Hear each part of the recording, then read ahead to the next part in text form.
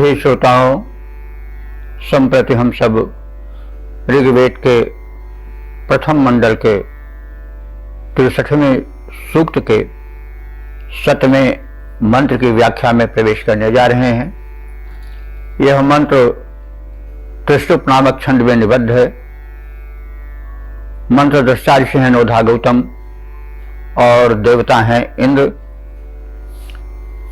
इस मंत्र का शीर्षक है सज्जनों के सहायक और दुर्जनों के विनाशक इंद्र। तो इस बात को पूर्व घटनाओं के उदाहरणों द्वारा सिद्ध किया जाएगा। प्रायः प्रार्थना का ही कर्म होता है। आज भी प्रार्थना होती है तो हम प्रार्थना में कहते हैं, चाहे जिस देवता की करें कि आपने यह काज किया था, यह काज किया था, आप इनकी सहायता किए थे, आप इनकी सहायता किए थे, हमारे ही लिए क्यों आप पीछे हैं, आप हमारे सहायता भी करो, आदि आदि बातें होती हैं। वो वैदिक परंपरा से चला आ रहा है। तो पूर्व की घटनाओं का जो है वो वर्णन करना और उसी की छाया में स्वयं अपना निवेदन करना, यह प्रार्थना का क्रम होता है। तो वह भी इसमें है। तो अब हम मंत्र का प्रथम पाठ कर लें। ओम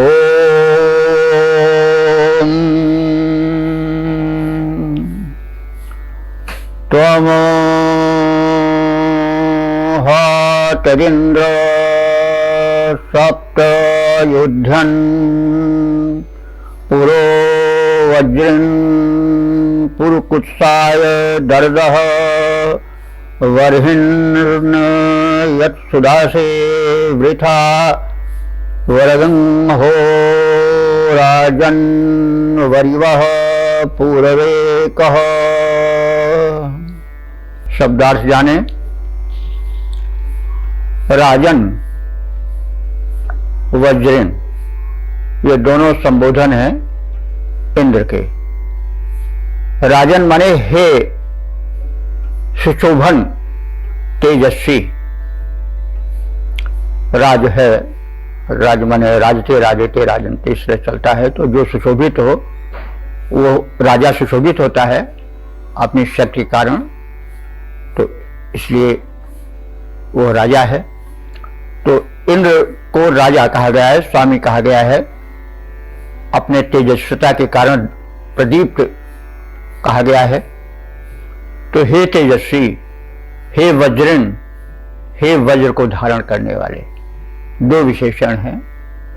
तो वज्र से दिव्यास्त्र का बोधक है और राजन से उसमें की शक्ति संपन्नता और उसके सात्विक गुणों के कारण उसमें होने वाली तेजस्विता का संकेत है।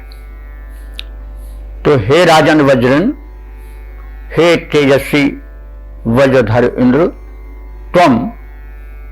तुमने युद्धन माने युद्ध करते हुए।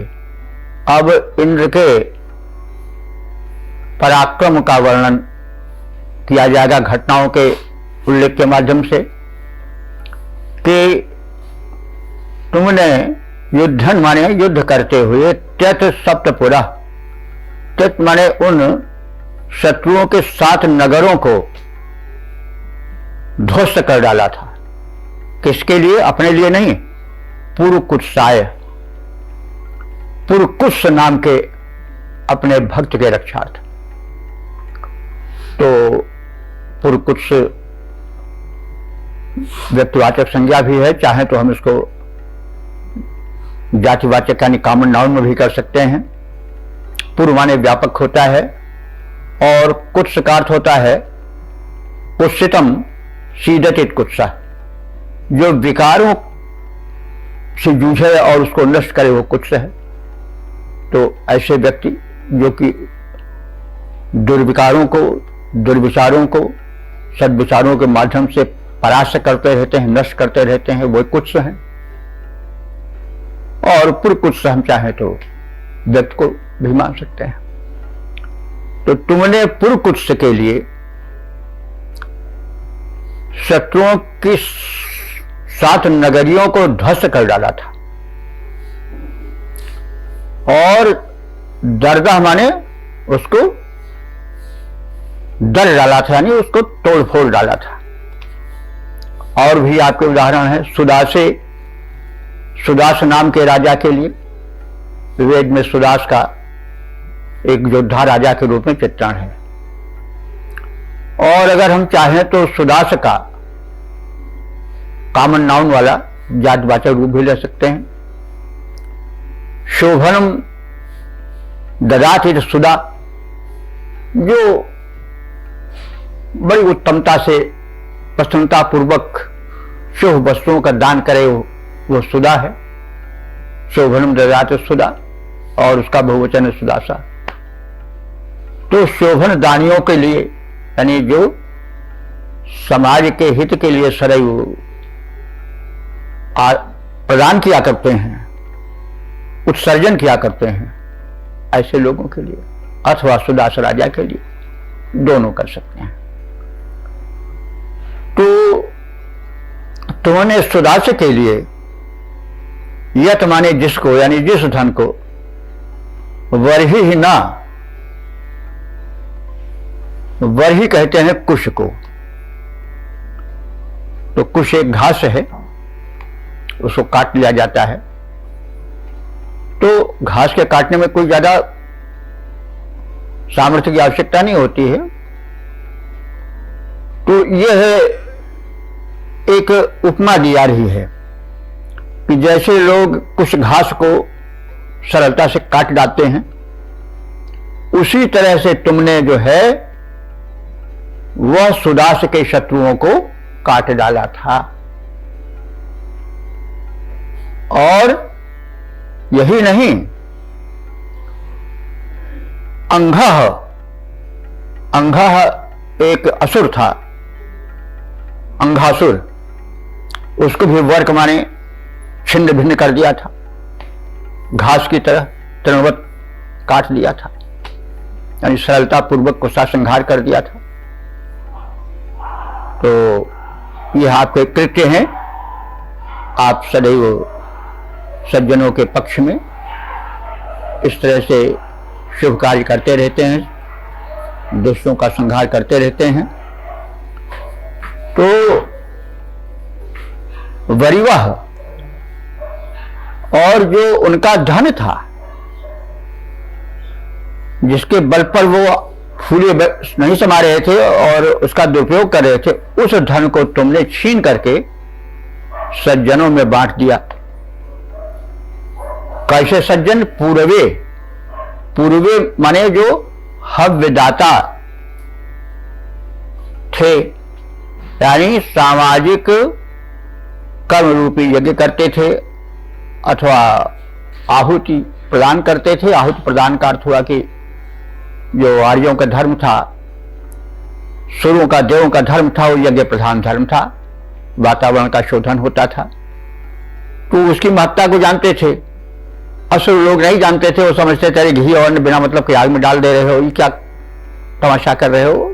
और उनका अलग दृष्टिकोण था, वो उतने सूक्ष्म चिंतक नहीं थे, वो पूर्ण भौतिकवादी थे। तो उनका चिंतन ठीक नहीं था, क्योंकि वातावरण जब शोधित रहेगा तभी सुख और स्वास्थ्य रहेगा। इस विज्ञान को जानते थे लोग, आर्य लोग, देव लोग। और जो उनके विरोधी थे वो समझते थे तो बिना मतलब का घी और जो है वो अन्न ये सब तेल डाल रहे हो आग में, अरे ये क्या तमाशा है। उसके महत्ता को, वैज्ञानिकता को नहीं समझते थे। तो लेकिन उनकी समझ ठीक नहीं थी। तो इंद्र जो थे वो यज्ञ करने वालों की, याज्ञिकों की सहायता करते थे और यज्ञ के लिए धन की आवश्यकता होती थी। इसलिए उस धन को जिन असुरों का नाम दिया गया है उनके पास से इंद्र ने छीन करके जो यज्ञ प्रधान देव थे, आर्य थे, उनको प्रदान करते थे।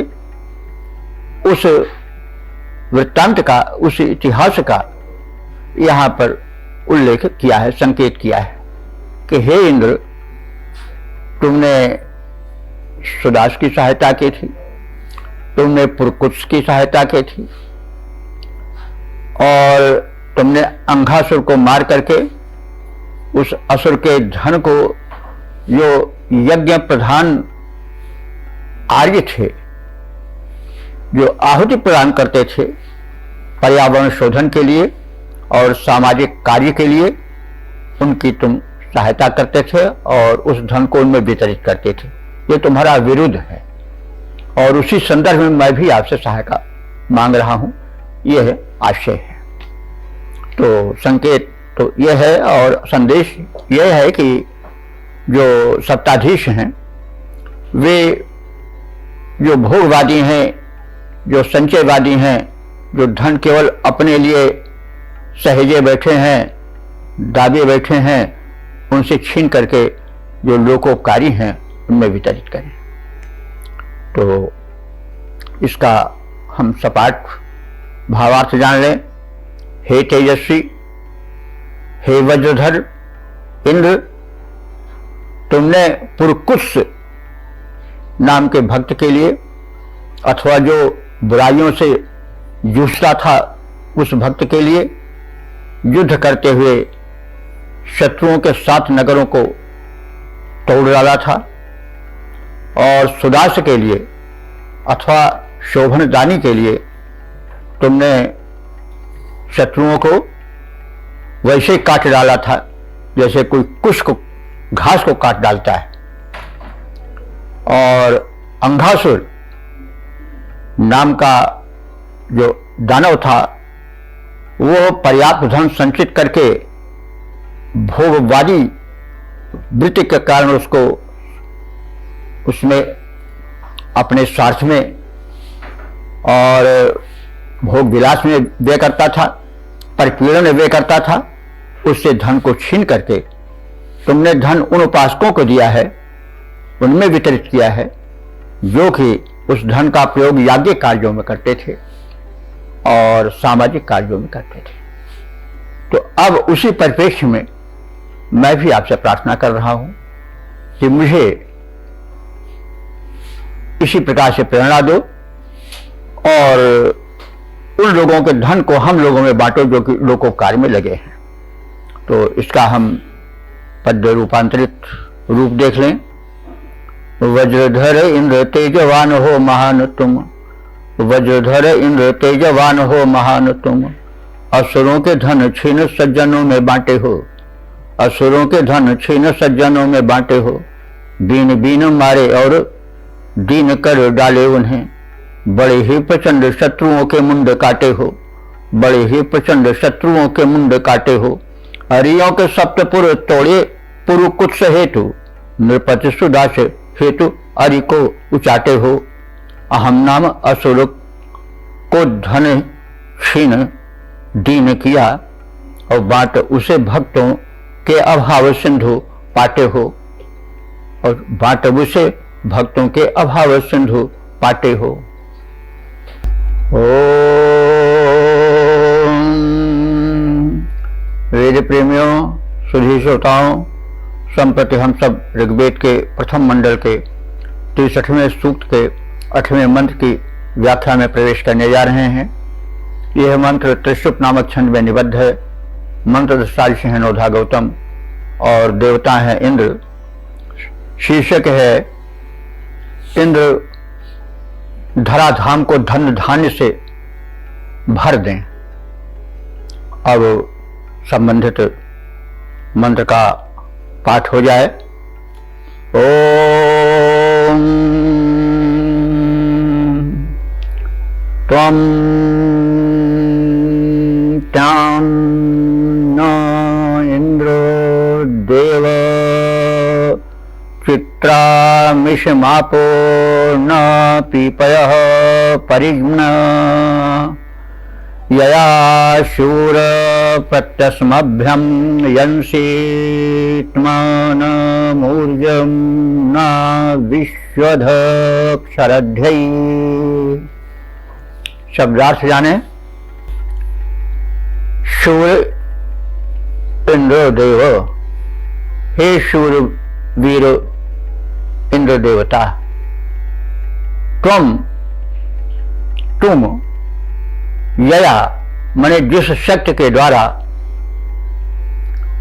तमनम माने जीव को शक्तिशाली बनाते हो, उस अन्न को, उस धन धान्य को विश्वधा शरद्धि, विश्वधा माने चारों ओर, शरद्धि माने फैलने वाले, किसके भांति?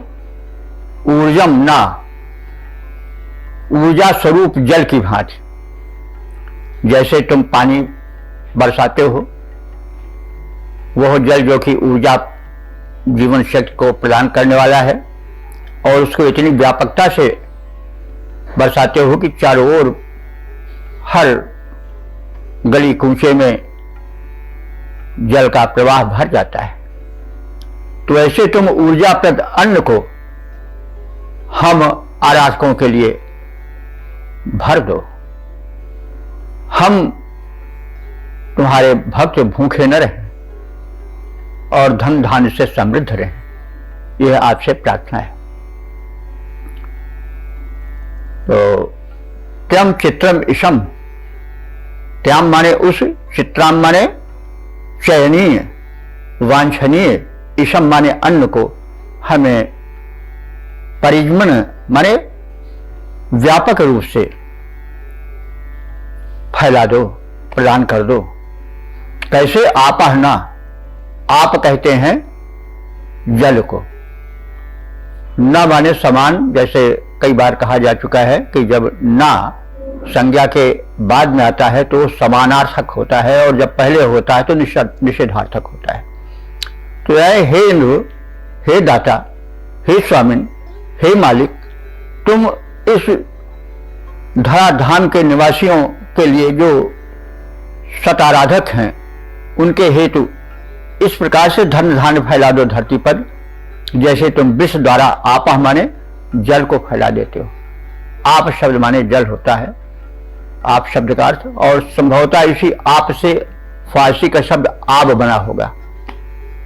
तो आप और आब में संस्कृत से ही सब भाषाएं निकली हैं, तो वैदिक संस्कृत सबसे प्राचीन है, तो लौकिक संस्कृत में शब्द तो आए ही, और साथ साथ जो अन्य भाषाएं थी उनमें संस्कृत के शब्द गए, और यह सब जितनी भाषाएं हैं, ये अरबी, फारसी, अंग्रेजी, जर्मन, फ्रेंच, रशियन, अमेरिकन, ये सब भारूपीय परिवार की भाषाएं हैं, और इनमें वैदिक शब्द भरे पड़े हैं।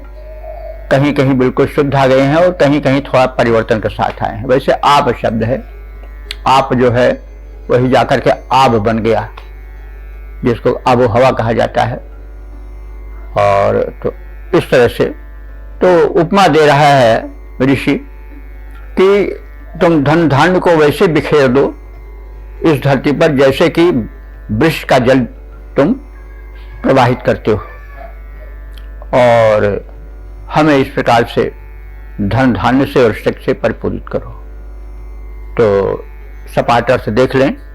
हे शूरवीर इंद्रदेव रूप परमात्मन, अपनी जिस शक्ति से तुम जीवों को शक्ति प्रदान करने वाले जल को बरसाते हो, चारों ओर प्रवाहित कर देते हो, वैसे जीवनदायी अन्न को भी हम धराधाम के निवासियों के लिए बरसा दो, पर्याप्त मात्रा में प्रदान करो, और उससे हम शक्तिमान बने और सत्कार्य में संलग्न रहें। पद रूपांतरण देख लें। शूरवीर इंद्र तुम शक्ति स्रोत हो प्रधान, शूरवीर इंद्र तुम शक्ति स्रोत हो प्रधान, जीवों में महान शक्ति तुम ही उपजाते हो, धरती में चारों ओर जीवन बढ़ाने हेतु जीवन प्रदाता तुम ही नीर बरसाते हो। शक्ति धरा धाम में बढ़ाओ, शक्ति धरा धाम में बहावो उसी भांति देव, जैसे नीर धारा धरा धाम में बहाते हो, हम में बढ़ावो ऊर्ध्व गामी शक्ति, वैसे देव जैसे तुम अंकुरित अन्न में बढ़ाते हो।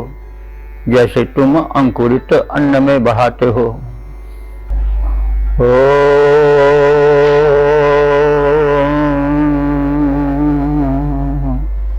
वेद प्रेमियों, सुधी श्रोताओं, संप्रति हम सब ऋग्वेद के प्रथम मंडल के 63वें सूक्त के 9वें मंत्र की व्याख्या में प्रवेश करने जा रहे हैं। यह मंत्र इस सूक्त का समापन वाला मंत्र है और यह पूर्ववत अन्य मंत्रों की भांति त्रिष्टु छंद में निबद्ध है। मंत्र दृष्टा ऋषि नोधा गौतम है और देवता इंद्र हैं। अपनी प्रार्थनाएं सुनाने के बाद जो मंत्र दृष्टा ऋषि हैं नोधा गौतम, वे इंद्र को प्रातःकालीन यज्ञ में आमंत्रित करते हैं। तो प्रातः समन में प्रातःकालीन यज्ञ में इंद्र का आवाहन, यह शीर्षक इस मंत्र का है। अब संबंधित मंत्र का पाठ हो जाए। ओम अकारेत इंद्र गोतमेभिर्ब्रह्माण्योक्ता नमसा हरिभ्यां सुपेशसं वाजमा भरा नः प्रातर्मक्षु धिया वसुर जगम्यात्। शब्दार्थ जाने। इंद्र, हे स्वामिन इंद्रदेव, हरिभ्याम ते,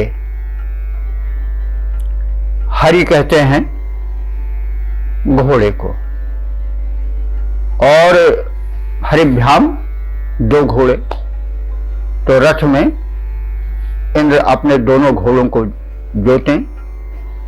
हरि शब्द घोड़े के लिए इसका बताया गया है कि बड़े तीव्र गति से दौड़ते हैं, इसलिए इनको हरि कहा जाता है, क्योंकि ये मतलब जो हरति पंथानम, इतना तेज दौड़े कि समझ पड़ रहा है कि छीने ले रहा है, हरण कर ले रहा है रास्ते को, वो हरि है। तो हरिभ्याम से तुम अपने उन तीव्र गतिधारी अश्वों से युक्त अपने रथ पर चढ़कर आओ। किसके लिए आओ? गोतम के पुत्रों के लिए आओ। गौतम ऋषि हैं, उनके पुत्र जो हैं वो गौतम हैं, या गोत्रीय भी कहे जा सकते हैं गौतम। तो हे इंद्र, तुम्हारे लिए गोतमे भी माने गौतम के पुत्रों द्वारा तुम्हारी प्रार्थना में, तुम्हारे स्वागत में नमसा ब्रह्माणी अकारी। नमसा माने नमनीय, अत्यंत नम्रता से भाव भरा, ब्रह्माणी माने मंत्रों का, अकारी माने किया गया है, यानी उनकी व्यवस्था की गई। तुम्हारी सेवा में, तुम्हारी प्रार्थना में, आराधना में गौतम वंशीय गौतमों ने ऐसे वेद मंत्रों का चयन किया है जो कि नमन से, नम्रता से युक्त हैं, भाव भरे हैं। तो ब्रह्माणी ब्रह्म का बहुवचन है, ब्रह्म कहते हैं वेद मंत्रों को। तो तुम्हारी प्रार्थना में, तुम्हारे स्वागत में, स्वागत गान के रूप में भाव भरे वेद मंत्रों का चयन किया गया है। और उक्ता माने कहने की, यानी गाने की व्यवस्था की गई है। नह माने हम सबको, सुपेशम वाजम आभर, कृपया करके। सुपेशम माने प्रशंसनीय, उत्तम बलदायक। वाजम माने अन्न, आभर माने भर दो, यानी परिपूर्ण रूप से प्रदान करो। और धिया वसु ये इंद्र का विशेषण है। दिशा माने बुद्धि, वसु माने ऐश्वर्य। आप बुद्धि के ऐश्वर्य हो, यानी बुद्धि की खान हो। हे बुद्धि निधान इंद्रदेव, तुम अत्यंत कर्मशील हो और जो तुम्हारी कर्मशीलता है वही तुम्हारा धन है। यानी सबसे सक्रिय कौन है, कर्मठ कौन है? परमात्मा। और उसी के कारण वो धन्य है। हम परमात्मा की कर्मठता के आगे नम्र होते हैं, क्योंकि उसका विधान जो है, उसका नियम जो है वो निरंतर चलता रहता है। और वह पृथ्वी ऐसे अनंत लोकों को और अनंत ब्रह्मांडों का संचालक है, और उसके पीछे उसकी शक्ति है, और उसी कारण वो महान है, और वह इसी कारण से नम्र है। और इस प्रकार से कर्म ही उसका धन है, इसी से वो धन्य है, इसी से वो प्रार्थित है। और संदेश दिया जा रहा है कि मनुष्य को कर्मठ होना चाहिए और कर्म को ही धन मानना चाहिए, क्योंकि अगर कर्म व्यक्ति करेगा, सत्कर्म करेगा, तो धन तो उसके पीछे पीछे दौड़ेगा। तो हे कर्म द्वारा धन्यता प्राप्त करने वाले अथवा महत्ता प्राप्त करने वाले इंद्र, तुम हमारे इस प्रातः सवन में मक्षु, मक्षु माने शीघ्र ही, जगम्यात पधारो, आ जाओ। आपसे अंत में यह निवेदन है कि हम जो यज्ञ कर रहे हैं आपके स्वागत में, उस यज्ञ में आप शीघ्र आओ, विलंब न लगाओ। और यह संदेश ऋषि दे रहा है कि बड़े लोग बड़ी देर लगाते हैं आने में, समय की पाबंदी नहीं करते हैं। आजकल तो विशेष देखा जाता है कि कोई कार्यक्रम हुआ 2 बजे का, तो आते आते 4 बज जाते हैं। तो नहीं, बिल्कुल समय का पाबंद होना चाहिए। यह संदेश वेद मंत्र दे रहा है, इसलिए मक्षु कहा गया है, शीघ्र आओ। और इस प्रार्थना के साथ इस मंत्र के अर्थ का संक्षेप रूप हम जाने। अब भावार्थ को हम एक सरसरी दृष्टि से देख लें। हे इंद्रदेव, तुम अश्वों से संपन्न हो। गौतम ऋषि के वंशजों ने तुम्हारे निमित्त स्तुति मंत्रों की रचना की है, उनका गायन का प्रबंध किया है, और तुम्हारे सत्कार के लिए वे तत्पर हैं, प्रतीक्षारत हैं।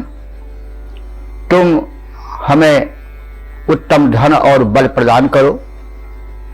हे कर्मठ, कर्मशील इंद्र और कर्म को ही धन मानने वाले इंद्र, तुम जो हो वो हमारे इस प्रातःकालीन यज्ञ में, इस प्रातः समन वेला में शीघ्रातिशीघ्र पधारो। अब इसका पद्य रूपांतरण देख लें। गतिशील श्रेष्ठ अश्वस्वामी इंद्रदेव तुम, गौतम के पुत्र हम इष्ट तुम्हें माने हैं। स्तुति में तेरी मंत्र रचना किए हैं श्रेष्ठ, जो कि नम्रता से पूर्ण भक्ति भाव साने हैं। गाया उन मंत्रों को सजाया प्रेम भाव से है, तेरा गुण गान करने का व्रत ठाने हैं। शक्ति रूप शक्ति हमें उत्तम प्रदान करो, प्रातः पधारो मंत्र तुमको सुनाने हैं। प्रातः पधारो मंत्र तुमको सुनाने हैं। अब जो अभी सूत्र व्याख्यायित हुआ है वो ऋग्वेद के प्रथम मंडल का 63वां सूक्त है। इसमें 9 मंत्र हैं और नाम के छंद में निबद्ध हैं। मंत्र दृष्टा ऋषि हैं नोधा गौतम और देवता हैं इंद्र। इंद्र के विषय में हम बहुत कुछ जान चुके हैं। सृष्टि या ब्रह्मांड के की जो संचालक सर्वोच्च सत्ता है वह इंद्र है। इंद्र विष्ट के अवरोधों को दूर करते हैं, भक्तों के सज्जनों के पथ के संकटों को मिटाते हैं, दुष्टों से उनकी रक्षा करते हैं, दानवीय शक्तियों के वे संहारक हैं और दैवी शक्तियों के समुद्धारक हैं। वे प्रबल प्रचंड पराक्रमी हैं। इनका स्वरूप हमेशा ध्यान रखना चाहिए कि जो पुराणों या जो सीरियल में चल रहा है उन इंद्र से बिल्कुल भिन्न है। यह इंद्र अकुतो भव है। अकुतो भय माने जिसे कभी भय सताता ही नहीं, आता ही नहीं। और यह इंद्र जो है वो बड़ा ही पराक्रमी है। विलासिता का कहीं नाम नहीं है, कहीं हाथी का नाम नहीं है। प्रायः पौराणिक इंद्र ऐरावत नाम के हाथी पर चलता है, लेकिन जो यह इंद्र है वो सदैव अश्वारूढ़ रहता है, अश्व से चलता है। तो अश्व जो है वह